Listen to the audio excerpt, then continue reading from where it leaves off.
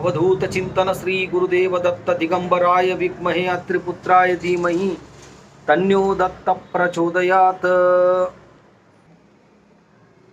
ಎಲ್ಲ ಸ್ವಾಮಿ ಸಮರ್ಥರ ಭಕ್ತಾದಿಗಳಿಗೂ ನಿಮ್ಮನೆ ಹುಡುಗ ಸಂತೋಷ್ ಪತಂಗೆ ಮಾಡುವ ನಮಸ್ಕಾರಗಳು.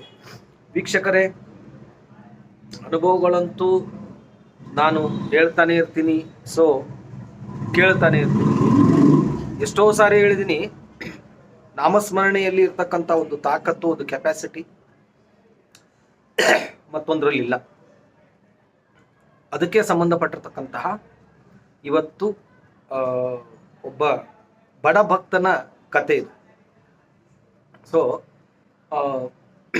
ರೈತ ಜೀವನದ ಕತೆ ಎಷ್ಟು ಅದ್ಭುತವಾಗಿದೆ ಅನ್ನೋದನ್ನ ಕೇಳಿ.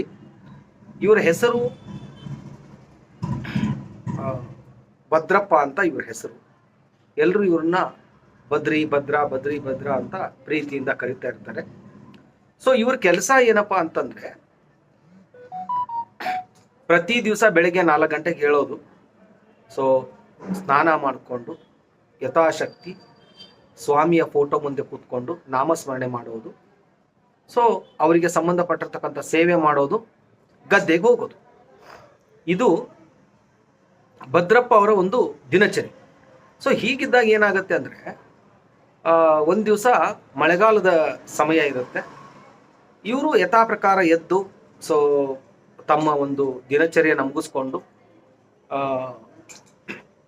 ಗದ್ದೆಗೆ ಹೋಗಿ ಕೆಲಸ ಮುಗಿಸ್ಕೊಂಡು ಬರ್ತಾ ಇರ್ತಾರೆ. ಬರುವಾಗ ಸ್ವಲ್ಪ ಕತ್ಲಾಗಿರುತ್ತೆ.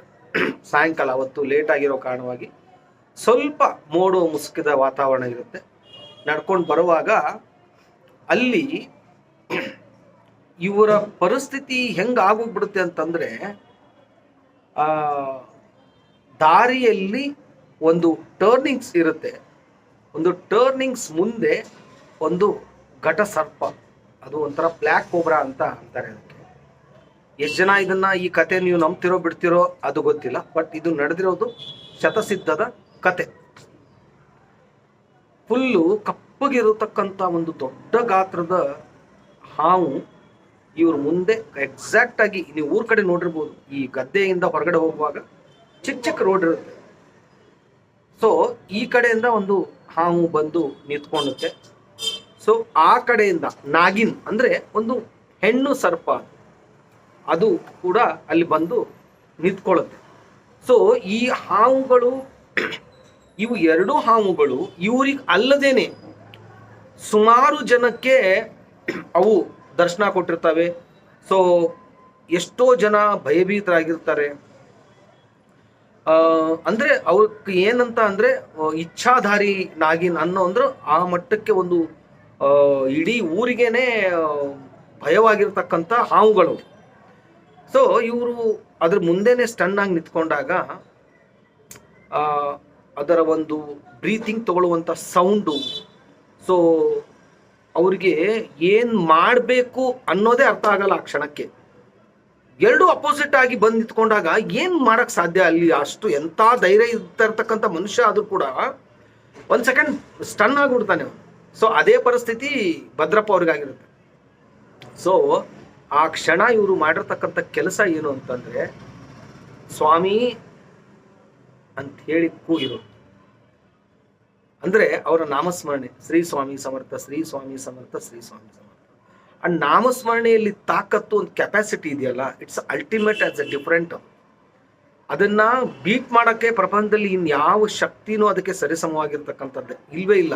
ಯಾಕಂದ್ರೆ ಫಸ್ಟೇನೆ ಬ್ರಹ್ಮ ವಿಷ್ಣು ಮಹೇಶ್ವರರ ಅದ್ಭುತ ಶಕ್ತಿ, ಅದಾದ್ಮೇಲೆ ಗುರು ಪರಂಪರೆಯಲ್ಲಿ ಒಂಥರ ಪವರ್ಫುಲ್ ಶಕ್ತಿ. ಅದು ವಿದಿನ್ 5 ನಿಮಿಷನೂ ಆಗಿರಲ್ಲ ಅವರು ಒಂದು ನಾಮಸ್ಮರಣೆ ಸ್ಟಾರ್ಟ್ ಆಗಿ, ಒಂದು ತಣ್ಣನೆಯ ಗಾಳಿಯ ವಾತಾವರಣ, ಒಂಥರ ಸೌಗಂಧಿಕ ಪುಷ್ಪದ ಸ್ಮೆಲ್ ಬರೋದಕ್ಕೆ ಸ್ಟಾರ್ಟ್ ಆಗುತ್ತೆ. ಸೊ ಇವರು 1 ಸೆಕೆಂಡ್ ಹಿಂದೆ ತಿರುಗಿ ನೋಡಿದಾಗ ಅಲ್ಲಿ ಬಿಳಿಯ ವಸ್ತ್ರಧಾರಿಯಲ್ಲಿ ಒಂದು ಬಟ್ಟೆಯನ್ನು ಹಾಕಿಕೊಂಡು ನಿಂತ್ಕೊಂಡಿರ್ತಾರೆ ಅವರು, ವಯಸ್ಸಾಗಿರ್ತಕ್ಕಂಥ. ಇವರ ಬಾಯಿಂದ ಯಾವ ಮಾತು ಕೂಡ ಆ ಒಂದು ಸಿಚುವೇಶನ್ ಅಲ್ಲಿ ಬರಲ್ಲ.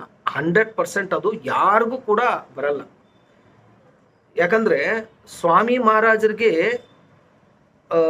ನಮಗ್ ಅನ್ಸುತ್ತೆ ಇವರು ಮಹಾರಾಜರು ಅಂತ ಅಂದಾಗ ನಮ್ ಫಸ್ಟ್ ಮನ್ಸಲ್ಲಿ ಏನೇನೋ ಅನ್ಕೊಂಡಿರ್ತೀವಿ ನಾವು, ಅದನ್ನ ಮಾತಾಡ್ಬೋದು ಇದನ್ನ ನೋ, ಅದೆಲ್ಲಾನು ಆ ಕ್ಷಣದಲ್ಲಿ ಫುಲ್ ಬ್ಲ್ಯಾಂಕ್ ಆಗಿ ಹೋಗ್ಬಿಡುತ್ತೆ. ಅಂದ್ರೆ ಬಾಯಿಂದ ಮಾತೇ ಬರಲ್ಲ. ಸೊ ಈ ಕಡೆ ನೋಡಿ, ಈ ಕಡೆ ಟರ್ನ್ ಆಗಿ ಹಾವುಗಳನ್ನ ಅವ್ರು ನೋಡಿದಾಗ ಯಾವ ಹಾವು ಇವರನ್ನ ಕಚ್ಚಬೇಕು ಅಥವಾ ಅಷ್ಟೊಂದು ಕ್ರೂರಿಯಾಗಿ ಅಟ್ಯಾಕ್ ಮಾಡೋ ಸಿಚುವೇಶನ್ ಅಲ್ಲಿ ಇರ್ತಕ್ಕಂಥ ಹಾವು ಫುಲ್ ಸೈಲೆಂಟ್ ಆಗಿ ತಲೆಯನ್ನ ಆಡಿಸ್ಕೊಂಡು ನಿಂತ್ಕೊಂಡ್ಬಿಡುತ್ತೆ. ಈ ಒಂದು ಸಿಚುವೇಶನ್ನು ಭದ್ರಪ್ಪ ನೋಡಿದಾಗ ಅವ್ರಿಗೆ ಯೋಚನೆ ಮಾಡಿ ನೀವು ಏನು ಆಗಿರ್ಬೋದು ಅವ್ರಿಗೆ ಅಂತ.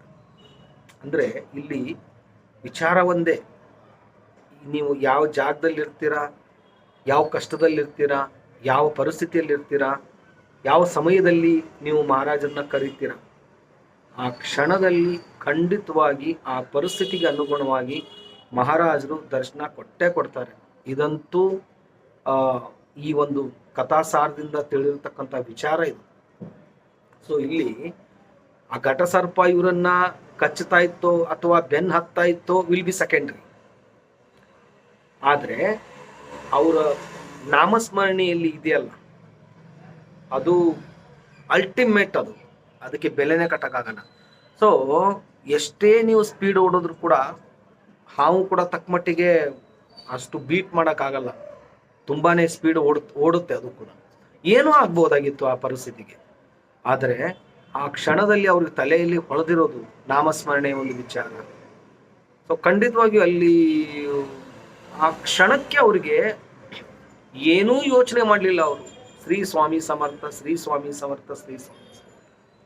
ನಾನು ನಿಮಗೂ ಹೇಳ್ತಾ ಇದ್ದೀನಿ, ಎಂಥದೇ ಕಷ್ಟ ಬರಲಿ, ಪ್ರಾಣ ಹೋಗುವಂಥ ಸಿಚುವೇಶನ್ ಬರಲಿ, ನಂಬಿಕೆ ವಿಶ್ವಾಸ ಇಟ್ಟು ಸ್ವಾಮಿ ಮಹಾರಾಜರನ್ನ ನೀವು ಕರೆದಿದ್ದೆ ಆದರೆ 101% ಮಹಾರಾಜರು ಬರ್ತಾರೆ.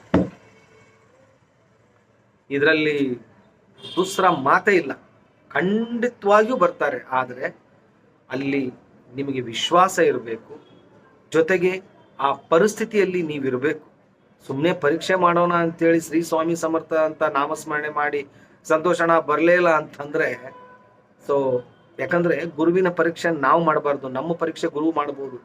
ಆದ್ರೆ ಗುರುವಿನ ಪರೀಕ್ಷೆ ಮಾಡುವಷ್ಟು ಪ್ರಪಂಚದಲ್ಲಿ ಇನ್ನೂವರೆಗೂ ಯಾರು ಬೆಳೆದಿಲ್ಲ, ಬೆಳೆಯೋದಕ್ಕೂ ಸಾಧ್ಯನೇ ಇಲ್ಲ. ಯಾಕಂದ್ರೆ ಗುರು ನಾಮಸ್ಮರಣೆ, ಗುರುವಿನ ವಿಚಾರ ಬರೀ ಸವಿಯೋದು ಮಾತ್ರ ಉತ್ತಮ.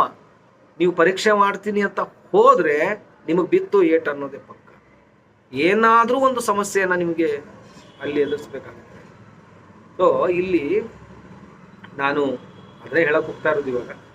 ಸೊ ನಂಬಿಕೆ, ವಿಶ್ವಾಸ, ನಾಮಸ್ಮರಣೆ, ಈ ಮೂರು ಇದೆಯಲ್ಲ, ಅದು ನಮ್ಮನ್ನ ಕಾಪಾಡುತ್ತೆ. ಸೊ ಭದ್ರಪ್ಪ ಅವರು ಆ ಒಂದು ಕ್ಷಣ ನೋಡಿ, ಆ ಹಾವನ್ನ ನೋಡಿ ಹಿಂಗ ಟರ್ನ್ ಮಾಡೋಷ್ಟೊತ್ತಿಗೆ ಅಲ್ಲಿ ಯಾರು ಇರಲ್ಲ. ಸೊ ಅಷ್ಟಾದ ತಕ್ಷಣ ನೆಕ್ಸ್ಟ್ ಟೈಮ್ಗೆ ಆ ಹಾವುಗಳು ಕೂಡ ಕ್ರಮೇಣವಾಗಿ ಅವ್ರ ಪಾಡಿಗೆ ಅವು ಹೋಗ್ಬಿಡ್ತವೆ. ಇವರು ಮನೆಗೆ ಹೋಗಿ ಸ್ವಾಮಿಯ ತಮ್ಮ ಸೇವೆಯ ರೂಮ್ಗೆ ಹೋಗ್ಬಿಟ್ಟು ಎಷ್ಟು ಆನಂದ ಬಾಷ್ಪವನ್ನ ತರಿಸ್ಬಹುದು ಅಷ್ಟು ಆನಂದ ಬಾಷ್ಪವನ್ನ ತರ್ತಾರೆ. ಸೊ ಇಲ್ಲಿ ಸ್ವಾಮಿಯ ವಿಚಾರವಾಗಿತ್ತೋ ಅಥವಾ ಸ್ವಾಮಿಯ ದರ್ಶನ ಕೊಡಬೇಕು ಅಂತ ಸ್ವಾಮಿ ಮನಸ್ಸಲ್ಲಿತ್ತೋ, ಒಟ್ಟಿನಲ್ಲಿ ಸ್ವಾಮಿಯ ಒಂದು ದರ್ಶನ ಪಡೆದಿರ್ತಕ್ಕಂತಹ ಆ ಒಂದು ಭದ್ರಪ್ಪ ಅವರಿಗೆ ಕೋಟಿ ಕೋಟಿ ನಮಸ್ಕಾರಗಳು. ಯಾಕಂದ್ರೆ ಅಷ್ಟು ಸುಲಭವಾಗಿ ಗುರುವಿನ ದರ್ಶನ, ಗುರುಗಳ ದರ್ಶನ ದುರ್ಲಭ, ಅದು ಸಿಗಲ್ಲ. No chance, not at all. ಅಲ್ಲಿ ನಮ್ಮ ಪೂರ್ವಾಪರ ಸುಕೃತದ ಪುಣ್ಯದ ಫಲ ಇರಬೇಕು. ಸೊ ಅದು ನಮಗೆ, ಅದು ನಮ್ಮನ್ನ ಬಯಸಿ ಬರಬೇಕು ಹೊರತಾಗಿ ನಾವು ಅದನ್ನ ಬಯಸಿ ಹೋದ್ರೆ ವೇಸ್ಟ್. ಮಹಾರಾಜ ಹೃದಯದಲ್ಲಿ ಬರಬೇಕು, ಇವನ್ಗೇನಾದ್ರೂ ನಾನು ದರ್ಶನ ಕೊಡಬೇಕು ಅಂತ. ಹಂಗಿದ್ದಾಗ ಖಂಡಿತವಾಗಿಯೂ ಅದು ಒಳ್ಳೇದಾಗೇ ಆಗುತ್ತೆ, ಅದರಲ್ಲಿ ದೂಸರ ಮಾತಿಲ್ಲ. ಮತ್ತೆ ಯಾರ್ಯಾರು ನಾನು ಯೂಟ್ಯೂಬ್ ಚಾನಲ್ ನೋಡ್ತಾ ಇದ್ದಾರೋ ಅವ್ರಿಗೆಲ್ರಿಗೂ ಕೂಡ ತುಂಬು ಹೃದಯದ ಧನ್ಯವಾದಗಳು. ಮತ್ತೆ ಇನ್ನೊಂದೇನಪ್ಪಾ ಅಂದ್ರೆ, ಪ್ರತಿ ಗುರುವಾರ ಅನ್ನದಾನ ನಡೀತಾ ಇದೆ. ಖಂಡಿತವಾಗಿಯೂ ನಿಮ್ಮೆಲ್ಲರ ಸಹಾಯ ಸಹಕಾರದಿಂದ 21ನೇ ವಾರದ ಮಾಧುಕರಿ ಸೇವೆ ಮುಗಿಸ್ಕೊಂಡು ಬಂದಿದ್ದೀವಿ ಇವಾಗ.